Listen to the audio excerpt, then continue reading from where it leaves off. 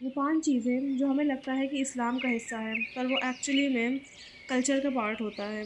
First one is, जब अज़ान हो रही हो तो सरों पे दुपट्टा रखना।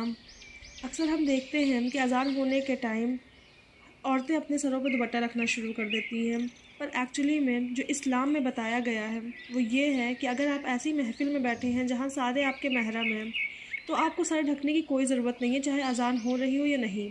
लेकिन अगर आप ऐसी जगह पर हैं जहाँ नामहरम मौजूद हैं, तो फिर चाहे अज़ान हो रही हो या नहीं, हमें दुपट्टा अपने सरों पे रखना चाहिए।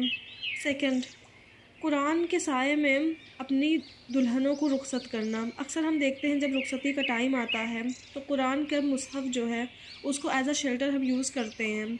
ये एक प्रोवर्ब या एक मिसाल की तरह बोली जाती है कि अपनी बेटियों में कुरान की जो नसीहतें हैं उनको भरिए, ना कि लिटरली हम कुरान को उनके सरों पे रख के उसमें रुखसत करें। थर्ड इज़, जब भी बच्चों को या बड़ों को नज़र लगती है तो हम मिर्चें और पता नहीं क्या क्या उनके ऊपर से झाड़ फूँक के जलाते हैं। ये टोटली कल्चर का हिस्सा है।